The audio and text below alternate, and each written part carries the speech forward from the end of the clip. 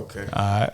We already rolling, right? Yeah, we rolling. Everything's rolling. All right. We're here with the GTKE podcast at Nate Jackson Studio here in Tacoma, Washington at the Super Funny Comedy Club. Yes, sir. Yes, sir. Man. What an honor, man. Once again, thank you for the opportunity and the chance, my guy. You definitely legendary out the town, my guy. Oh, I appreciate it. Yeah. It's hot outside, man. Still trying to cool up. Hell yeah. So what's up, man? What do you guys do on your podcast?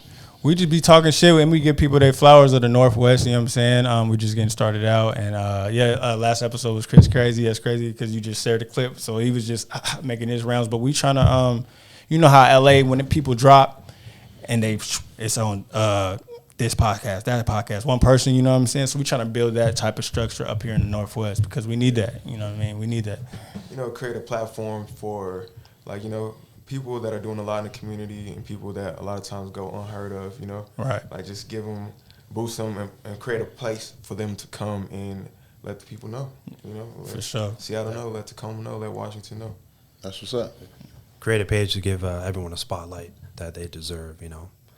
Give them that chance. And now, you awesome, got, man, big shit popping right now. We in your studio. Yeah. Man, you doing comedies. You got open mics, man, for the community. How did you get started with this whole project? It's dope as shit. I put the idea on paper and made a business plan and an investment prospectus and talked to financial institutions and got the ball rolling on making the concept real. And then people got behind it, and we did it. Time frame wise, from writing it on paper to actually stepping foot in here, what would you say the time lapse would be between that? From the inception of idea, I'd say 8 years. From putting it on paper, I'd say a year and a half. Wow. Yeah. So you wrote it down on a piece of paper when you were 18?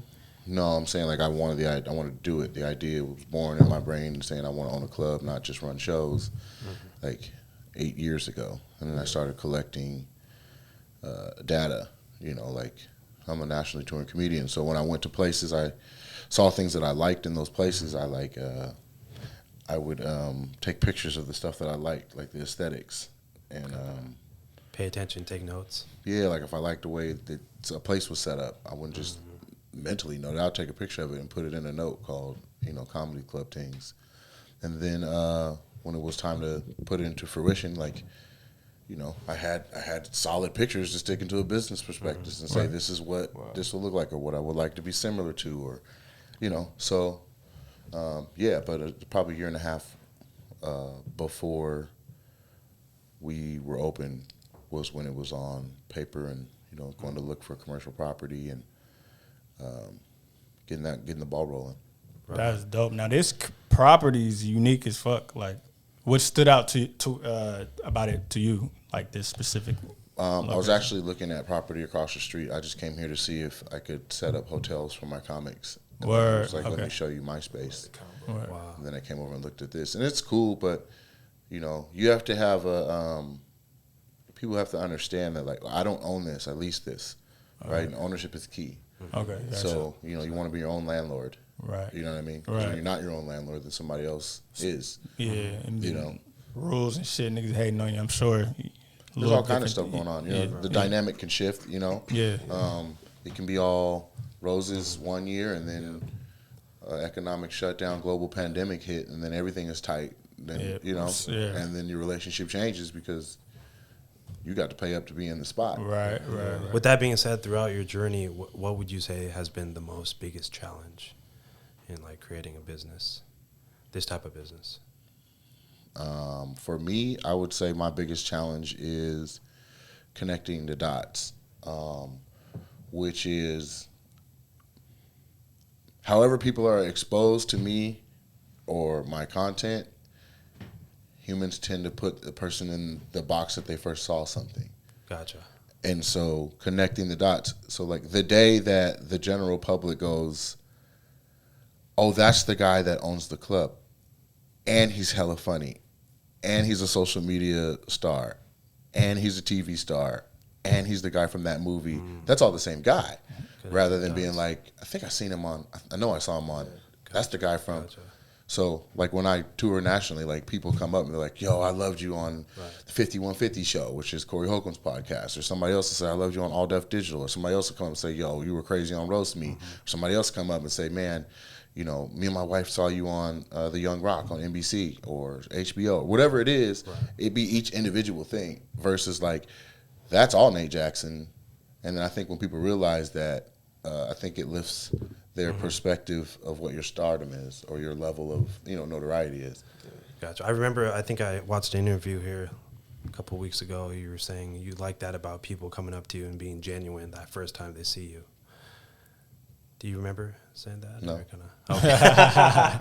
sounds like everybody. Maybe I mixed up. But I think everyone does that, right? Like, you want somebody to come up acting like who they think you want them to be like, or do you want them to come up being themselves? Right, because like they know you, but you don't know them, so it's a different type of. Do you feel all your talents is a conflict of interest, like how you're saying, I'm an actor, business owner, comedian?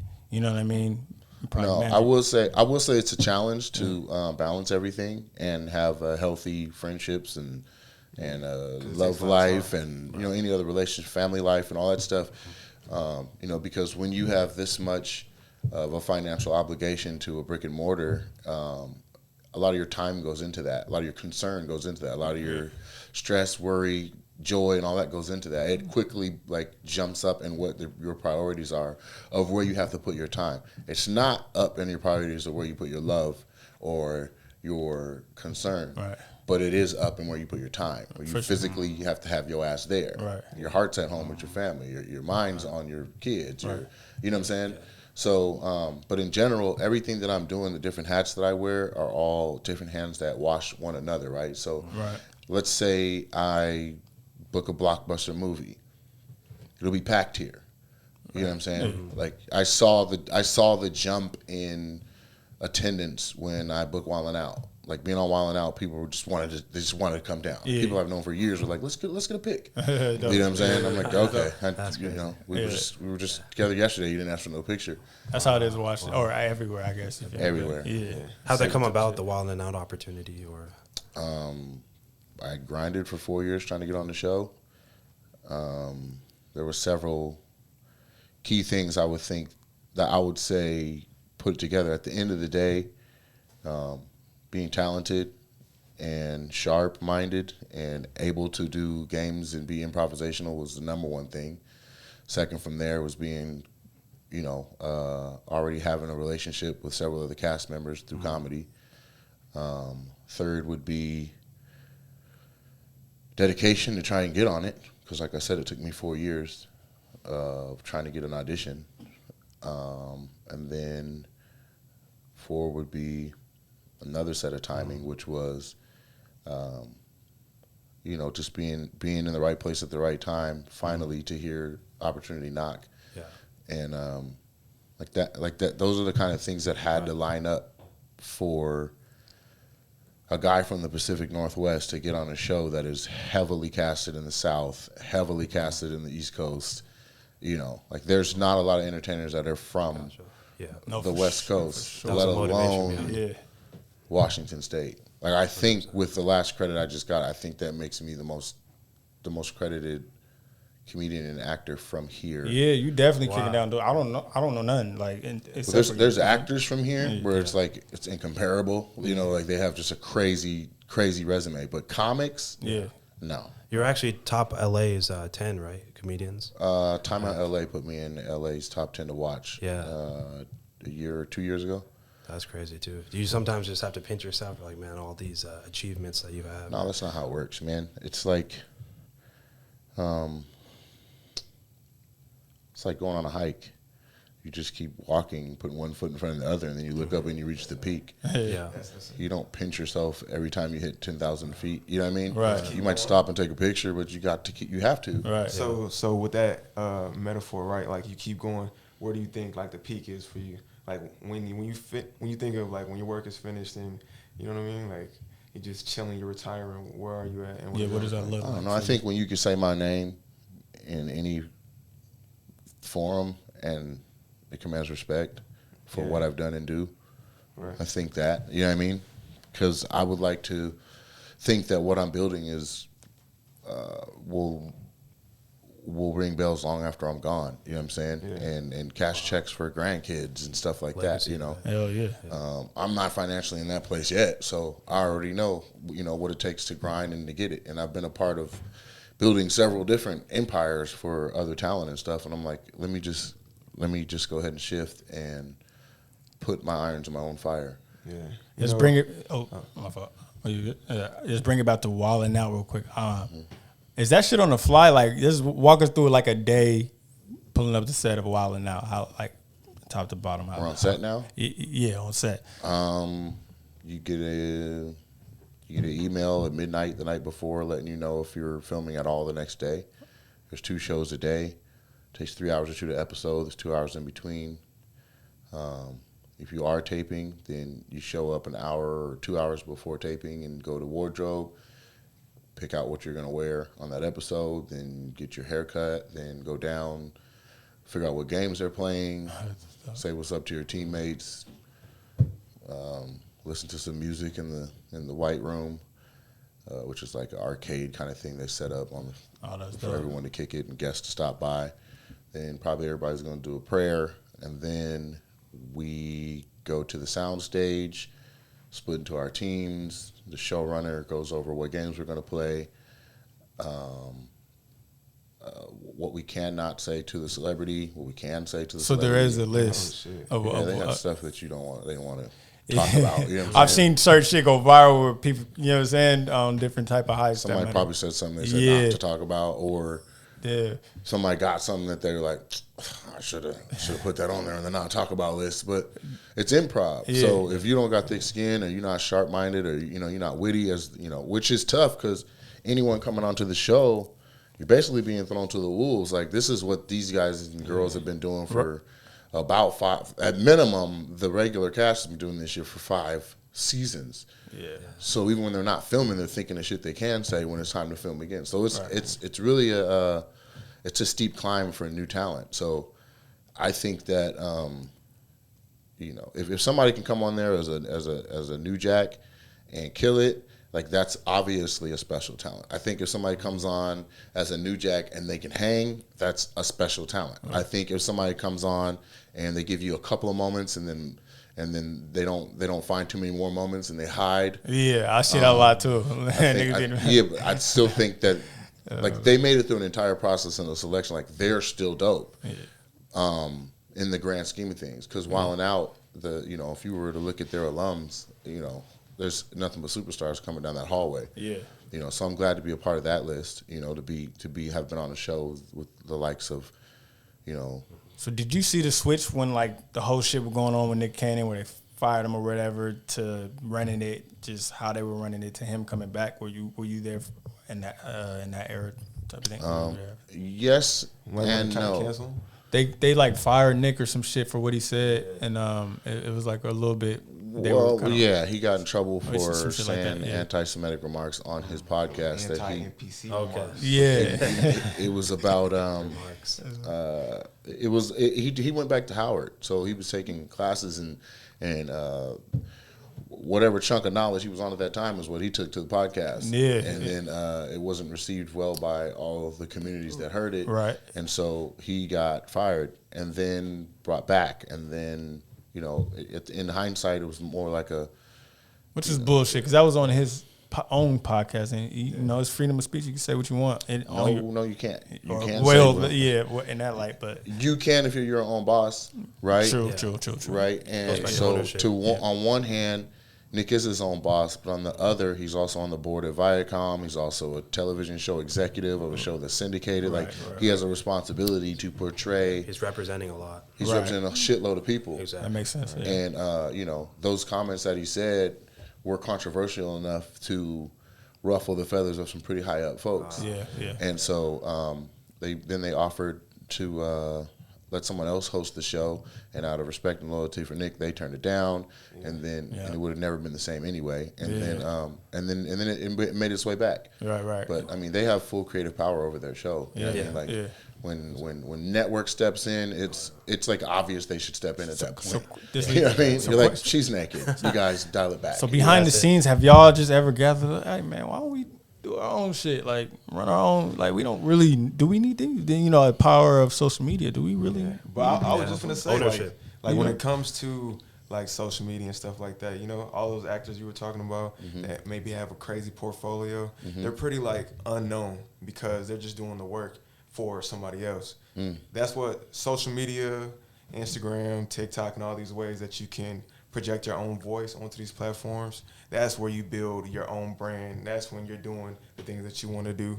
You know what I'm saying? And that's how you gain some salience with the people that saw you on that show, the people that seen you on stage that one day. You know what I mean? Then they tune in to who you are and your shit. Right. Well, there's a couple of things there, right? So in response to what you said, yes, people understand their power or whatever. But by the time that you're able to stand on your own 2 feet and do your own thing and run your own stuff, you probably graduated from needing to be on Wild 'N Out anyway. You would have naturally and organically made that transition on to bigger things, right? Okay. I.e. the 85 South show. Right, Which right, is right. Wild 'N Out, live, and dirty. Right. You know what I'm saying? Right. No games. It's just your three favorite. Which is ultra cast successful. members That's what going was giving me nuts. the TV. Yeah, and independently owned. Right. And then in regards to what you said, really it's just about managing all of the challenges that come your way, right? So if you're sitting there live and you got somebody that's in your face and you weren't prepared to even have a back and forth with them, you're like, I wrote all my jokes about fat people today. And now I'm getting roasted for being dark. I ain't got no light skin jokes. Like, you got to figure out what you got in here and what's in the bank. You got to, what's in your memory bank? What can you go off of? What can you look at? What's your raw talent? Put that out there and then shine. The social media platform is basically like it's the way you said it, which is from live to social, but the way that I intend to use it and the way that I have seen generate the most, following, revenue, income, monetization is from social to live. So you use a social media platform because so many people have phones and they're all on it to get your shit out there, to build a following, to build a family that supports your thing. And then you go, we're doing a live show, you guys should pull up in person. Hit the road with it. Yeah, because it doesn't take, you don't need millions of followers to make millions of dollars. Yeah. You need It's real. 5,000 diehard fans. We will rock for this dude. You need your own hive. Following. Right. Cult following for sure. Nate, talking about remarks, my bad. Have you ever experienced any backlash from any jokes that you say specifically? Especially in today's time where everything's sensitive and shit. Kind of, but I mean, like the not bow in a jokes. canceling situation. It's more so like, I'm leaving some room for you to give me some uplift so that I'm of the understanding that I have said or done something that could have offended someone.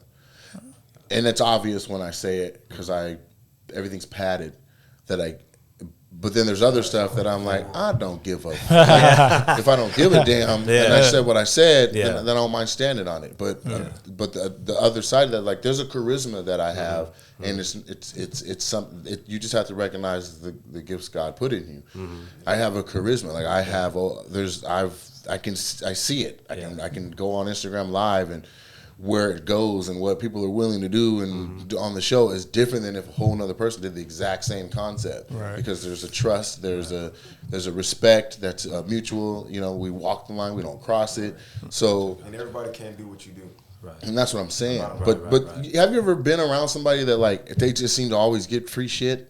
They just get in anything. They can finesse anything. Like, and everybody else is like, we said no. And then they're like, let me go talk to him. Yeah, they're like, I got 8 tickets, nigga. You're like, what'd you say? Like, I have some of that. Yeah. There's only one other person I've met that has more charisma, more likability than me, and that is a younger comic named J-Mac. J-Mac can get anything accomplished. You I send feel J like my Mac brother, in, the Elohim. he could walk in the airport and somehow get on a plane. Like I'm talking about this dude, and he's out of Phoenix, but he's just it's not about finessing or taking advantage of people or nothing like that. It's just Your natural light, your natural glow. if he's talking to somebody who has the capability to give a blessing, for some reason they want to bless him. Yeah. And I don't have it to that extent, but I do. There is some. It's of that same essence. Okay, yeah. You know what I'm saying? Have you always had that, or did you kind of develop on that? Okay. I think so. I mean, you learn it. You All the way, see it. okay. You know, you see it in your parents or in someone close to you or an OG or something. Yeah. You see how they move and Okay. you kind of learn that. Like my dad's a master negotiator, and you learn that as a kid. You know. Yeah. So yeah. have you There's a always been certain funny, demeanor in a or way. was it something like, you know what, maybe I should try that, and then as you tried it, you just start. No, I was just a class clown having fun, and Okay. somebody dared me to stand up. So that's how I got Back it. in Eastern, right? Eastern Washington. I'm glad you did that research. I hate when people ask that. I'm like, it's And like everywhere. everybody coming down the stairs, you'd make fun of them. It's like triple chin or what you know. Did you get any backlash to that at a young age doing You it? ever get into any fights for like stuff? Yeah, it's like, man, One time. Nigga, fuck you. No, it's crazy. I was in middle school in home ec class, and I was roasting this kid Josh, and he like Shout out Josh. I'm an alpha, and he was a beta, I guess. And whatever we were doing in this woodshop class, like it wasn't a part of his skill set. And so I was roasting whatever we were making. If it was a birdhouse, his looked like a llama. You see what I'm saying? He said a lot. And so I just went in, and then I clowned on another dude, this dude named Travis, and Travis was like he was upset, but he wasn't like fighting mad. He was just like, he tried to say something about mine, and I'm like, yeah, but and I roast him again. Yeah. Josh is like, That's tough. fight him, right? Gets him all riled up. Now I'm in the hallway after class. Hold my backpack. Yeah, You know what I'm real saying? quick. Who's Yeah. going first?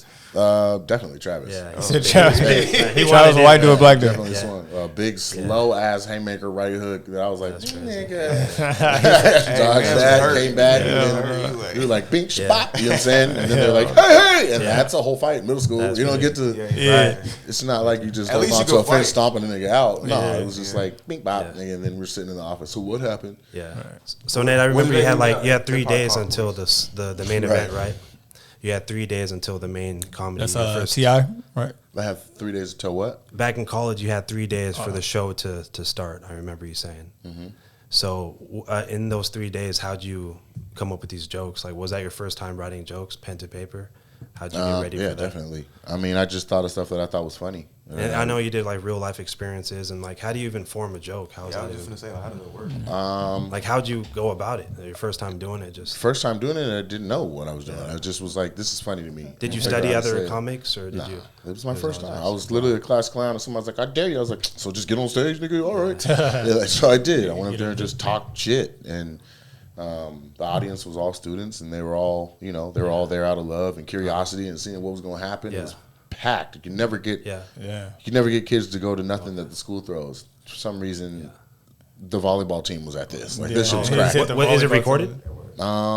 Probably somebody has Okay, it so somewhere. out there. But it went well. I mean, Yeah. everybody was allowed a 3x5 card, so whatever you could fit Okay. on that 3x5 card, you could use as notes. How does the sentence start off with like a guy? Like, you know what I mean? Like, Yeah, like how do Yeah, you? I mean, at the time, I didn't know comedy structure or nothing like that. So all Women I are wanted crazy. to do was like this is how I thought of it, right? So like if I'm funny situationally, like we're sitting in the pub and somebody's walking, and then I roast that person. That's funny there because we can all see the person. But in a show, they can't see the person. You got to paint the picture almost. Yeah, as fast as I could. So instead of trying to do that, I just picked topics that I knew everyone had recently been exposed to. And so at the time, Michael Jordan's wife had just filed for divorce, and that shit was everywhere. It was MJ on never hit you every- back, bro, with the bar stool. You're Yeah, all that. So I was like, shit, I know you guys seen that story, and that was all I had to say. Like, shit, I wish I would. Current events. That was really smart. I just went with that, And then the bow bow one's incredible too, man. Oh yeah, What's that word even mean? Bow Bow's not real. Okay. No, I just made that shit up. Okay. It just sounded hella Vietnamese. Do you hit the casinos up? Do you gamble? Yeah, I gamble. I play face up, high gal. That joke is the real. Like everything is born out of Yeah. truth, and so, that's the casino on the other side of the overpass is where all those crazy. people are from. Annie, Sammy, the Word. other Annie, Vandy. I seen that in 8th grade, bro. First time ever, and like I connected the dots right there. I was like, oh, this is the one guy. Let's talk about Big Jaw. I'm just now connecting the dots. That was doing a lot of the Big Jaw skits and shit like that. So L.A. How did you get? Were you living in L.A. at any point? For 12 years. 12 years? Okay, so you're out of L.A. And would you say that's where the career started to incline? Or was it more so like, let me take my talents to L.A. and then shit started to... It was let me take my talents to L.A. Okay. And then L.A. is, it's a lot of things. Yeah. But on one level, it's a meeting of a whole lot of like-attainment, like-minded, Individuals. like motivated and like grinded people. Yeah. You know what I'm saying? Yeah. There's a saying, like, you can throw a rock in LA and it's going to hit a cameraman. You Yeah. know what I'm saying? It's going to hit an actor. That's awesome. Here, it ain't. It's far and few between. I once tried. I lasted like 3 months. You know what I'm saying? Out there, shit's expensive. That was like 3 years ago. Where'd you live out there? We was downtown. Like, Well, that's what you did wrong. You got to move to the valley. yeah, type For shit. those of you listening, trying to figure out how to do LA, Yeah. get to North Hollywood. Yeah. Where it's like still access to LA, still access to Hollywood, but it's not, the prices aren't as crazy. Now there's inflation and prices have gone up, but Would you still recommend people move there? Like, if you're a talented person, go to LA. what's their talent? Maybe same thing as you Is it said. hypothetical? Like music or Music, They wanna music, act, acting, comedy. or a comedy type shit. Yeah. Acting for sure, right? Acting for sure, because what productions are there here? Exactly. Right. You want to act, but what are you going to act in? Right? Like, who's filming anything? Music, I think that's somewhere you need to be bumping some elbows. You don't necessarily need to live there, but you got to know when the tentpole events are so that you're relevant, or at least around relevance. Right. I think athletes should be spending some time in Southern California in the off season, find somewhere to work out, whether that's the LA at Stars or San Diego. Like, just get to where, you got to get to where you can work. If you're the baddest person on the field everywhere you work out, then how are you getting better? Right. You know what I'm saying? That's true. Get out there and do some 7-on-7s with some young cats from USC, some young cats from the Rams, some guys from, you see what I'm saying? Yeah. Street ball. Find out you're the slowest one. You're like, shit, I got to actually put some Yeah. dazzle in my shit if I'm going to You get in a open. new circle now, shit a little bit different. Right. So, yeah, it's worth it. But I think, it's hard to tell somebody where to go when social media is powerful enough to reach everywhere. Hell yeah. Right? So, like, what I'm more apt to tell somebody is get an editorial calendar, stick to it, and be consistent with the content they create. Build a following, build revenue streams from your following that doesn't, you're not hoeing them out, but it makes sense. And then, then you can do LA differently, because now you have enough resources to support your dream, and you have enough resources to make choices that help your dream. You don't have to wonder or juggle it between a gig and a day gig and where you need to be at night. Or does that make sense? Yeah. Like, do you That want to could move to still- LA to act and wait tables, or you want to You LA spread to be yourself thin content too, creator? doing that shit. Very thin. Now And you're then- exhausted. Yeah, you you're just work exhausted. 8 hours and then you shot for 6. You've been up for Fuck forever. your mental up, and you like shit. So it's a grind. So, I would say get on social media heavy. Make a stink about when you're about to go to LA or when you're about to go to anywhere. Let them know 2 months in advance. The Phoenix countdown. I'm going to Phoenix. I'm going to Phoenix. I'm going to Phoenix. I'm going to. Where's the creators? I want to work with y'all in Phoenix. Yeah. Make the content in Phoenix. And that's an editorial calendar. Well, yeah, that's where you take a calendar and go, we drop every this, and this, and we record this, that, this, and this, and this is, the editor has 3 days with it, or if I'm editing my own shit, I got 3 days. Like, how much time do I need to stay consistent? That's dope. Yeah. And that's what it sounded like with Wild 'N Out. Like, it's a well-oiled machine. They have everything scheduled. Yeah, I mean, they're like, 17, 18 seasons in? Yeah. It's been well-oiled for a minute. I mean, it's survived changing channels multiple times. Yeah. I mean, they've been on MTV, MTV2, VH1, MTV, back to VH1. They've been all for over. sure. Because the show and the concept is so strong, the talent is so rare and so dope that it's like, this does need to be on TV. But it's like, are the ratings at this particular channel where it needs to live? Yeah. Or is the content meshing with what we have on our stuff? Like, VH1 didn't used to be what it was. Then it went all reality shows, almost all black people, all everything. It made sense to stick Wild 'N Out on there. Yeah. But prior to that change that they did with all their programming, it didn't make sense. Now going back to Hollywood, aka Hollyweird, you got any crazy Hollywood stories? Like, what's your craziest Hollywood story? Hollywood's not weird, right? Not to you? No, because and Corona should be a great example of why Hollywood's not weird, right? Because COVID hit and the city had a mass exodus. Everybody went back to where the hell they were from. Yeah. Right? They all went to live back with mom, dad, or go back to, you from Houston, your ass was back in Houston. Like, I need to get to where I can just, you know, I don't need to be, if there's no work here, then how can you stay there? Especially when it first hit, like, niggas was rioting and niggas shit. was like, I gotta get out of here. Right. All hell Niggas broke was like, loose. oh, this shit's only 3 weeks, I'm cool. And then it went a month, and it went 2 months, and then there was no more moratorium. And it was like, and then landlords were like, if you want out of your lease, you could go. Yeah. Y'all don't got to pay rent regardless, you might as well move. So people were like, nigga, chunk up the deuce. And I remember I went back down there, there was 11 moving trucks on my street. I was like, God damn, everybody's out of here. Yeah. And so now people are coming back. There's even You was in commercials what, that NoHo type area? Yeah. Okay. I mean, there was moving trucks all up and down Magnolia, all up and down Lancashire. It was crazy. Yeah. And so now with it having basically either pastor been on his back leg or people have gotten so used to it, they just move different. You know, the moving trucks are back, but it's new people because the people who had to leave are still like, nigga, I got to I've seen a lot of people go to Texas and shit from out that way and shit. Nate, talking about moving, what made you move from Hollywood after 12 years? When did you know it was the right I built time? a club in Washington. Gotcha. Was that always the dream to bring it back here? No, but that's what it was. Yeah. That's where, you know, things were leading me to. And then I thought I could do it satellite. And then it was like, you know what? I physically need to presently be there. And I was eventually going to come here and then do both states. I was wanting to keep my place in LA, but it just didn't make sense to pay rent in 2 states and be flying that much. So okay. How was that transition for years when you moved here after 12 years? I'm from here. So was it? Did you always visit like back and forth within the 12 years? That's what I was saying. I had the biggest Thursday night comedy show in the country. It was 420 people every Thursday night. And so I actually was in both states for hella. So I would do Thursday, Friday, Saturday here, Sunday, Monday, Tuesday, Wednesday there every week for like 4 years. Wow. Was it a lot of "Are you Hollywood now" type shit? Like me? Yeah. From people here, or people down there. From here, because people down there are like, damn, you always be in and out. Up here, they're like, you know, jet set nigga. Like your good homies from Olympia. And I fanned I fanned the embers of that. You know what I'm saying? Every time the plane was about to take off, I'm like, wheels up, nigga. Show the window. You know what I'm saying? Nice and love it. But that's your lifestyle, shit. What's wrong with that shit? It's taxing though. Like there was a point where, like, I swear to God, like, you could just look up and I guarantee I was on a plane. Like, it was that much flying. You know what I'm saying? It was that much. I was going to a show. Or it becomes like leaving driving a show. at that point, right? You're just like, I'm telling you, usual. I'm on the plane like, man, we ain't about to take off on time. People are like, how you know that? I'm like, them sounds ain't the sounds they're supposed to make. Right after like, boom, we're gonna be a 10-minute delay. Like, people are like, how'd you know that? I fly a lot.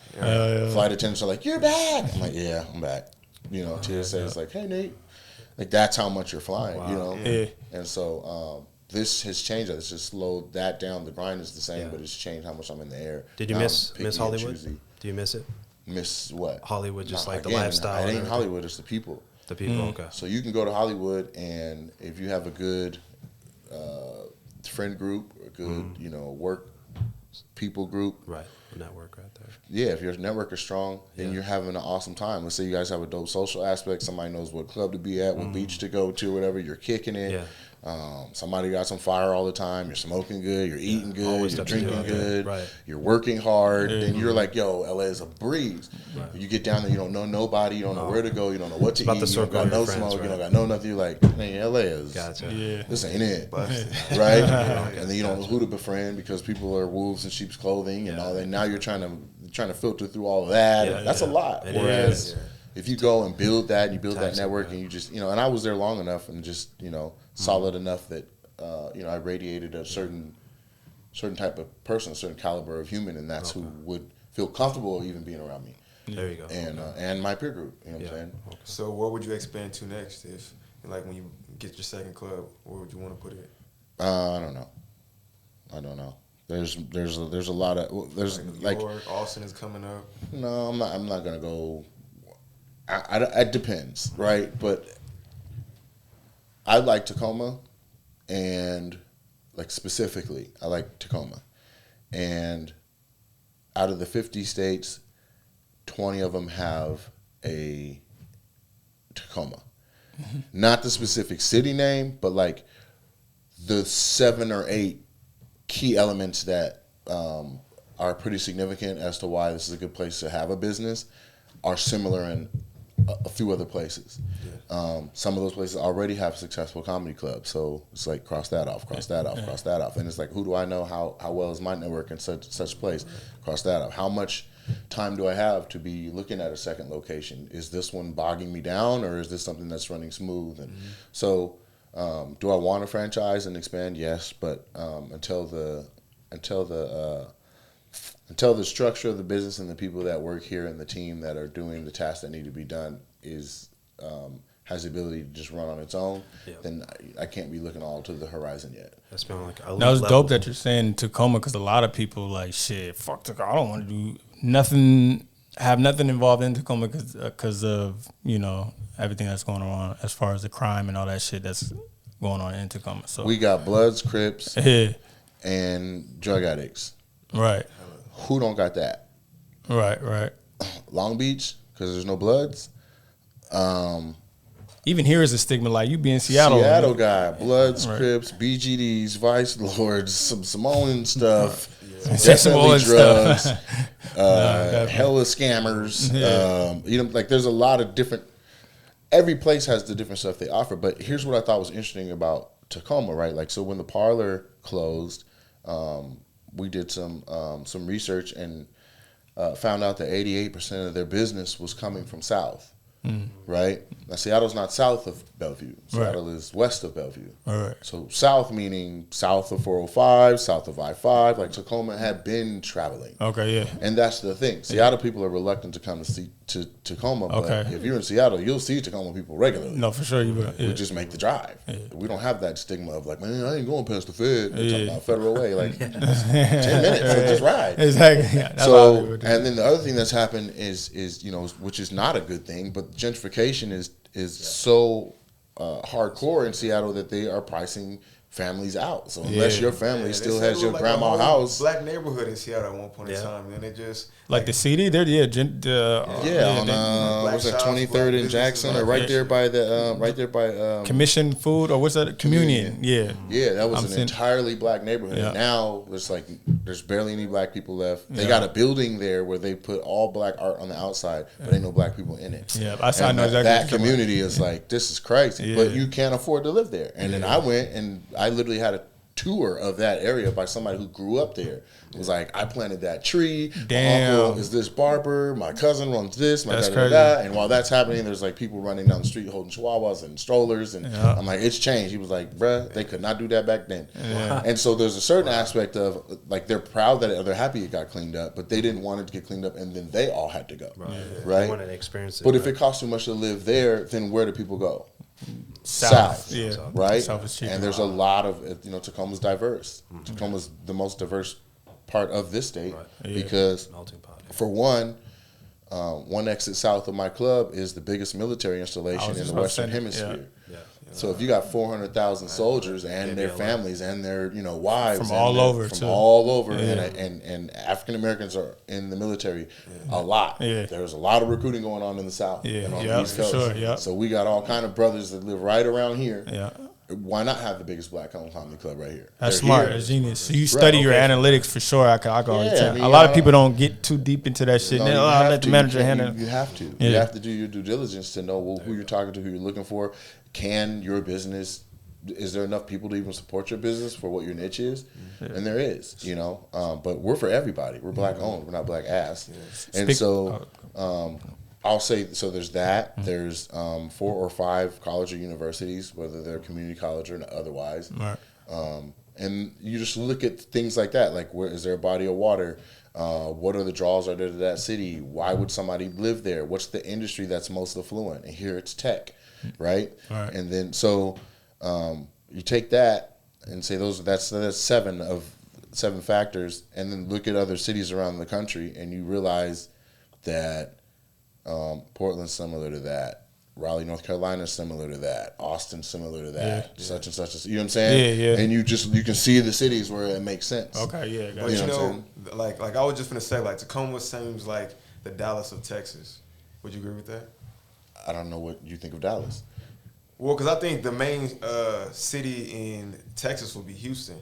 Well, Houston Dallas is the number third 2. biggest city in America. Yeah, and Dallas probably be the runner-up. And so in Washington, Seattle is number 1. Oh, okay. Tacoma I number 2. yeah, I see what you're saying. Okay, yes, but I would put it differently. Like I would say, because those are major and they're 3 hours apart, right? So Raleigh, Durham, right? Where Raleigh is the known place. Raleigh's was or Charlotte, and then Durham Charlotte. is basically a massive suburb or huge. It's a city, but Raleigh, Durham. That's the airport. Yeah. RDU, SeaTac, like places that are Yeah, you're right. couple cities to Right. like.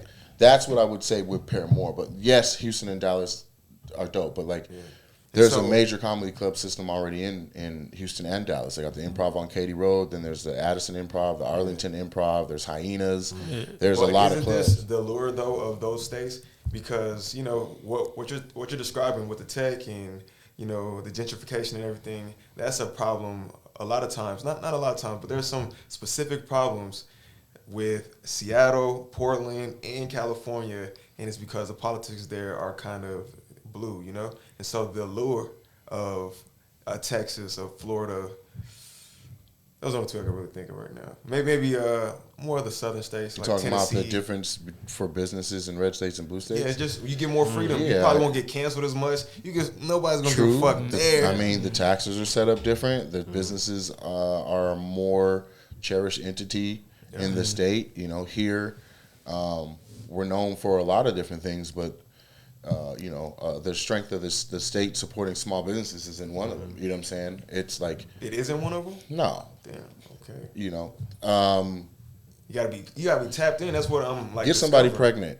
And you'll feel the power of Washington and what they value. You know what I'm saying? Like this state is hard on the father. Yeah, it's definitely a female state. Whether it's DVs on and all that purpose shit. or accusation or ain't like they come down hard on people. Yeah. Yeah. Business wise, like there's places where you would almost be better off founding your business there and then having wherever your physical branch is somewhere else, and then you're like, no, we're Iowa. You know what I'm saying? Like it just depends. And then it also another part of it that's a major aspect of it is the population. Like, do people live there? Like, how many people are there? You know what I'm saying? There's Right. 10 million people just in the heart of New York City. Yeah, I You think it's could a half a be million here. Billionaire Tacoma. and had never leave the 5 boroughs. For Yeah. what? You know what I'm saying? True. need Yeah, that. a lot of traffic. Right. Now, speaking on like Washington and Tacoma, do you keep an ear to the music scene? And how do you feel about it? Like, I thought I did, but I don't. no, yeah, I thought I did, and I don't. And I'm willing. I'll say that. You know what I Yeah. mean? Like, cause like if I host a lot of big stuff. yeah. And so like to this date, I'm the only comic to do main stage Summer Jam. And literally, I went after Rick Ross and before Wiz Khalifa, and Wiz Khalifa was the closer.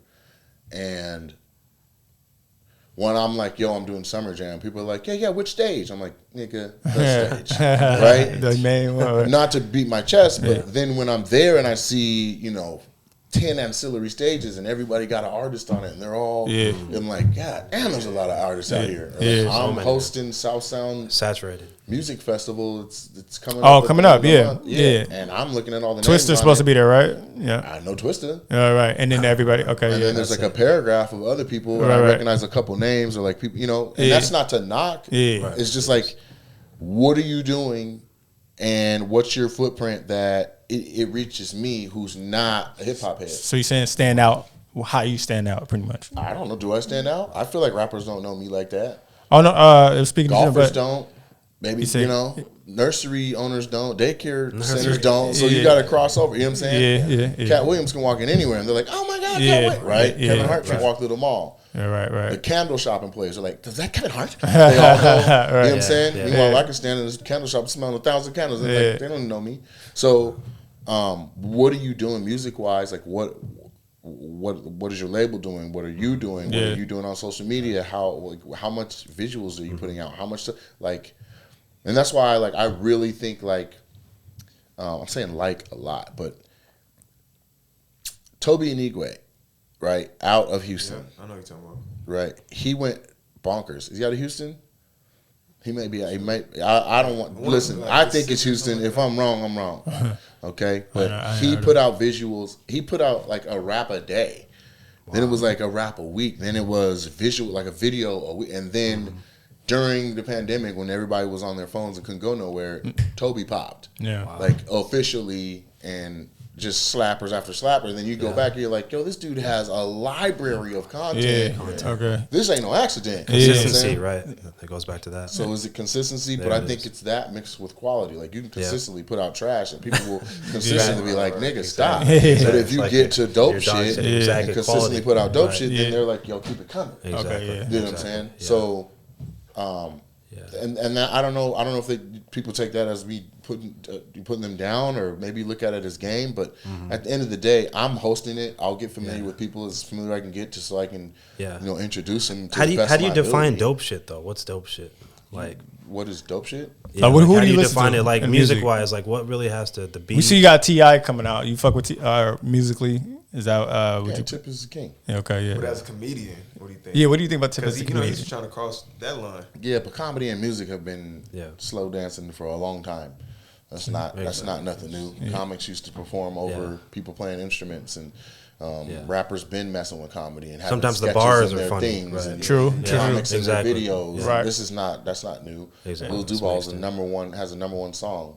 Oh yeah. You know what I'm saying? Yeah. There's plenty of cross pollination going on. Childish Gambino Yeah. is a comic. Right. It was a comic first. The thing I'm trying to tap is what makes content quality. That's the thing. How do we define that? What is quality How do content? you define it? That's the thing. What if like an artist every day, other people think it's trash, but as long as you fuck with it, you're putting it out. I think that's all that matters. No, it's Quality. not all that matters. Who gonna buy it? You. There's going to be a core following base eventually. If you can once build a you go following down. off of it, and Yeah, they I think it's think dope, then your shit That's is it. dope. So I guess the people count. They're the ones who grade your content if it's quality or not. Sure, but just keep doing your shit if you think it's dope, and if your Exactly. people are saying it's dope. That's it. Keep going to the moon. Okay, with it. but Ice DJ Fish is consistent. Yeah. That shit's trash. Gotcha. Okay, And it's a numbers game too. You know? Yeah. Yeah. right, and you'll see. But he Somebody got his be- fan. you'll see He somebody has be- a fan Right. base He that's can- like anything he drop, they gonna click like I'll fuck with this Right, on he's the kinda low. Like famous now, yeah, So he he's blew up. feeding his family, right? Yeah. I'm talking about him. Right. Yeah, There it exactly. is. He's in their mouth, right? Positive or negative, we're in their mouth. But I mean, I don't believe all news is good news. You know what I'm saying? No, like, that's right, too. if you're known for being whack, then you're just known. How do you feel like these clones and shit? Like, what if a Nate Jackson clone appeared and he just? How would you feel about that? What do you mean? Like these lookalike niggas that's like, Oh, like 22 in person. Savage? 22 Savage, fucking Perkio, fake Drake. Drake, Who else we got? They're just popping out of nowhere. Yeah, and then they build a whole following just off impersonating the celebrity. Like, I don't know.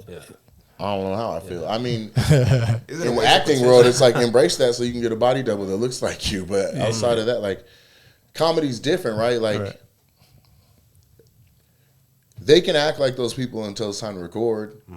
You know what I'm saying? right? Yeah, Right. Was it Turkio? You said Perkio. He's the Turkio fake can't Dirk rap nigga. like Durkio can. No. Okay, hell so no. it's all about like just seeing him out in the club and be like, yo, that's such a- exactly walk through Far and away, shit and Mm-hmm. just You know, I was just gonna say, internet like, sensation. maybe it wouldn't even matter, or like it's gonna matter. It might not matter now, but when they die, they're gonna his kids are gonna be holding them it's Durkio 3 or something like that. Like Dad, like I did my best. And he just what he really did was put on for another man, low key. He made his legacy another man's legacy. You know what I'm saying? So, but Seems at the weird. same time, it's like I was the best impersonator ever. I guess that's I don't know. That's tough. You know what I'm saying? That's tough. right. Yeah. Because there's Don Rickles impersonators. There's, Yeah. I mean, Hella impersonators. yeah. I mean, Humpty Dance. Humpty is still rapping. It's Shock G's son. Oh, right. So there's a legacy that was passed down, and it's like, here's the nose, here's the glasses, here's the Humpty Dance. He'd be killing that He shit. ran with it. Yeah, that's crazy. What? Like ripping concerts, So doing look, his daddy's songs. Like, is he wrong for that? That's hard. Like, has anybody ever stole your joke? Is that a thing in the comedy world? Right. Did niggas steal jokes? Yeah, no idea. This shit What? was the goddamn Wild West. So how do you go like okay, niggas steal your joke? How do you is it beef? Like how do you It's beef. comedy beef? How the comics beef? Beef. Yeah, that's can crazy. you copyright your Right. So like how do you I mean, protect yeah, yourself? Go ahead and mail it to yourself or record it, Put it online, show that you're Or the is it first big one, fish, little timestamp fish? it, It's big fish, little fish. Damn. Now you can kind of protect your shit more because you can stick it on social media, and there's people going, wait a minute, Yeah, nigga, I heard this. Over, you know what I'm saying? and you Like, can argue with them like, nah, I was first, but if a big act wants a smaller act shit, it's kind of has that happened to you? yeah. But like, How'd you address it? I waited all night long and talked to him one-on-one. It was like, that's Were you not mad? right. I was. Or he's like, nigga, this is a party game, but hold on, let me check this nigga real quick. Who was it? Calmly. It was a comic. I've already handled it, so at some point in talking about it by name. But Nate, I got a question there when you're ready, though. when I'm ready, Yeah. sure. You be sitting there thinking about your question over and over again. Huh? I know. I don't want to lose it, bro. I don't want to lose it. This is a good one. This is a good one. I've been wanting to ask this one. I want to hear how you handle I it. know. Yeah. I already asked. Yeah. No, you're good. I'll My bad, answer my it. bad. Let me, For sure. I'll finish that then. Yes, with sir. your Yes, question. sir. I'm just next in line. There it is. Yeah. There's ways where, I mean, in general, like, the people protect your material. Like, I'll give you an example. Carlos Mencia got caught stealing jokes, Word. right? His career was atmospheric, and then that happened. It was a whole thing. What? And it was on YouTube. It was everywhere. Everyone knew, like, oh, he steals jokes. It hurt his following. It went Damn. from a national show, TV show. And that's kind of the big dude, Mexican dude, Carlos Mencia. Yeah, but Okay. that was the thing. His real name is Ned Holston. He wasn't Mexican. He was like Nicaraguan. Word. What the Took fuck? another comic's joke. Yeah. And here's the thing. It's crazy. He didn't get caught for stealing down. Because if it was a younger or smaller comic and he said their shit on his show, nobody knew the original content. Oh. He got caught because he did basically word for word some Bill Cosby stuff. Word. What the People fuck? were like, yo, what? So then Hell once the no, lens was damn. on him for that, people were like, oh, by the way. Damn. And then all the little guys are like, he got me, he got him, he got him, he got him. And then Joe Rogan spoke up for one of his boys. To He the probably point that they thought, were both like, on stage holding they microphones. don't know about this. Yeah. And Joe's like, you're a joke thief. Like, they were side by side with mics. And Joe's like, you're not going to whoop me. Like, motherfucker. What? And it did hurt his career. Joe bro. Rogan bugged up on him like, Bro, hey, it changed everything. damn, Changed that's everything. crazy. Nate, I remember think you you're mentioned watching on the Joe GOAT, Rogan. You realize they're not the GOAT. Like, that hurts. Damn. I know you were mentioned on Joe Rogan as well. Yeah, I just seen Talking that. about Joe That's Rogan. dope as You got fuck. your question? No, I'm gonna ask that after. I just went that just going to Just Joe fucking with Rogan. you. Yeah. Have you met with Matt Jr. ever? No. And who was the guy talking about you? Tony on Woods. Joe? Okay. He's How's from your- out this way? No, Tony Woods from Washington, D.C. DC. Tony Woods is Dave Chappelle's inspiration. How'd you Word. meet him? How'd I meet Tony Woods? Yeah. From being funny and consistent and traveling the country. You made Dave like that. before? Yeah, like 6 times. Word. I almost built a set around it because I thought it, because he had a set where he was like, the first time I met. Kevin Hart, was it? Or no, it was He was saying the first time he met. Michael Jackson. He was saying OJ, I think. Hey, OJ, that's what it was. That's Right? what Was yeah. it OJ? No, yeah, it was. Right? Yeah, The first time I met OJ. Yeah. I think that's what he did. No, it was OJ.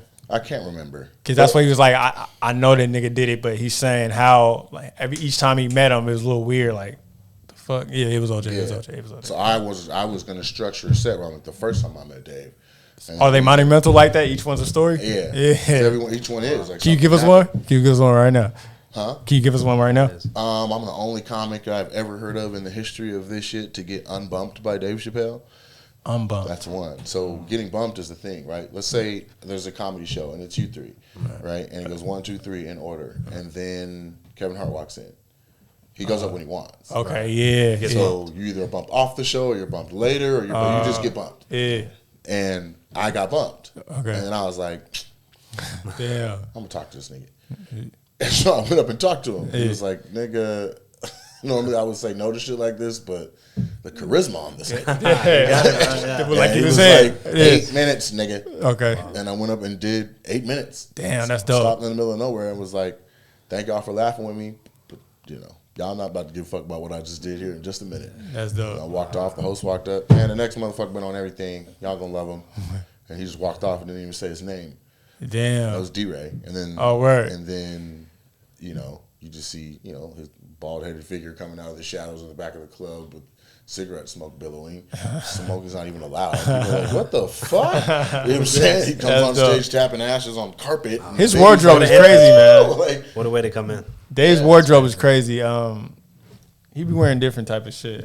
Yeah, on that Like shit. those jumpsuits and shit. The jumpsuit. Then I seen him in But it makes sense. Yeah. Like if you're gonna be if you're gonna be in a game and you have the potential to make money off who you are, sell Yeah. your own shit. You know, wear your own clothes. Right, but I haven't seen a lot of the Chappelle Show jumpsuits out and about. Nah. Yeah. But what I did see that people were wearing with pride was those Chappelle Show masks from when he was in town for New Year's Eve. Like they gave the masks out for free. He was out here. Yeah, he came here for New Year's Eve. Word. Yeah. He was at the Paramount, and Dope. so people wore the mask because it had the C on it. You know, his logo. Okay. With the red Yeah. And I saw that like in malls and in airport. It was almost like a status to be like, yeah, I was there. That's dope. You know what I'm saying? I seen him when he came to him and Joe Rogan came to Tacoma. That was pretty dope. Yeah, that was awesome. I didn't get to go to that one, but I heard they broke the record like most packed or filled at the Tacoma Dome. Yeah, he was actually booked. I had him booked here for word. about 36 hours, and then it didn't work out. Damn.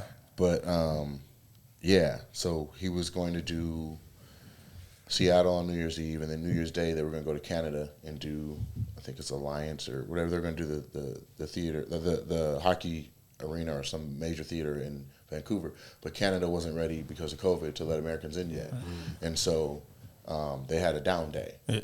And then one of his people on his team, who's I know was very, very close to him, and they're dumb close, was like, "You want Dave?" And I was like,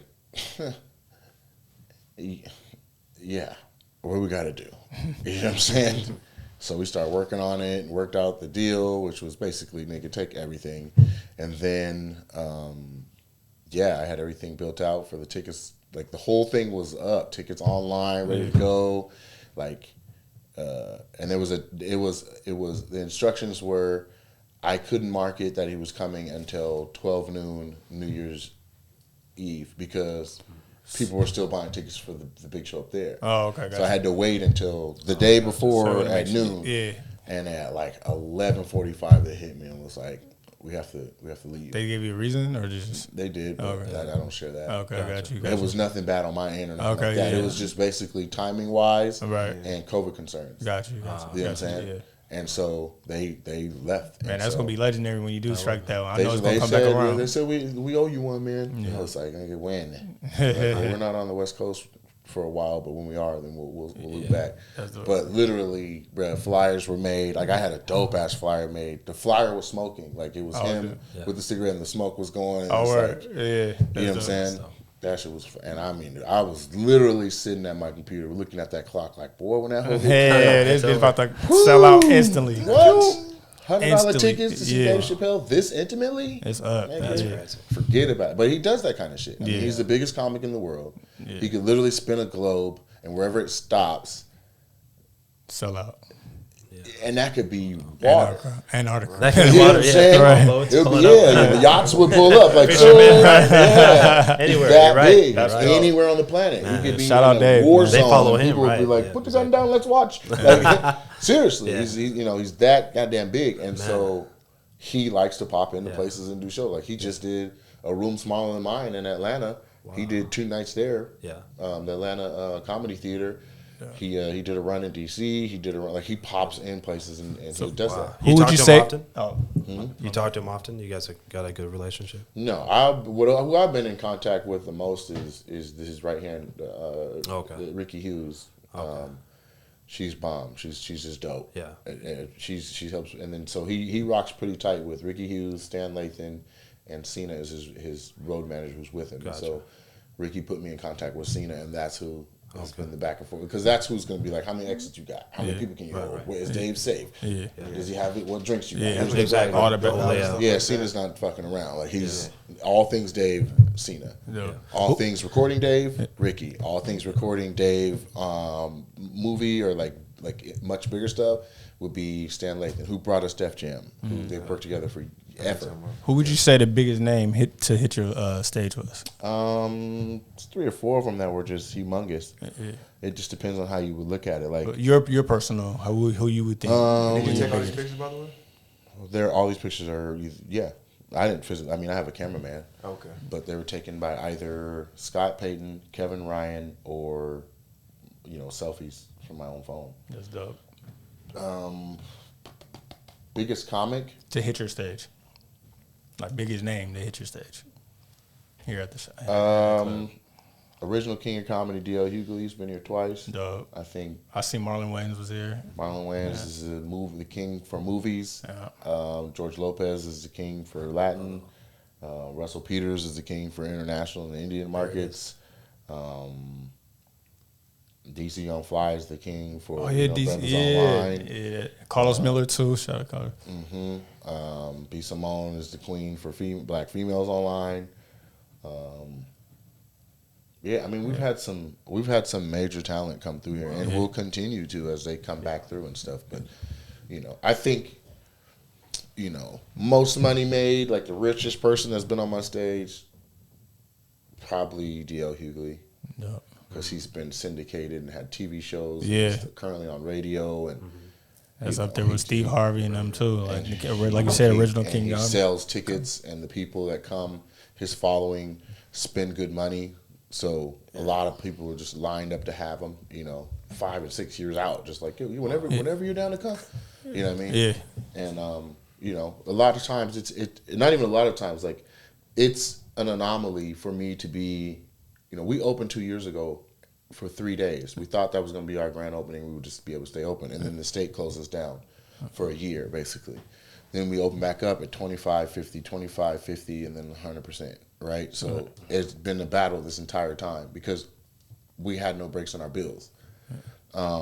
Still playing catch up. So when people think COVID's over, it's not. You know what I'm saying? Yeah, so, it's still going. Definitely. Yeah. So usually if a venue has a king of comedy or kings of comedy or anybody of that caliber, they've got like a 5 or 6 year track record, or they've done $1 million worth of business with an agency that respects them enough to send their talent. Because an agency doesn't want to send the talent and then they have a bad experience. Right. The talent will leave the agency. Like, nigga, y'all got me in Kentucky in the villa.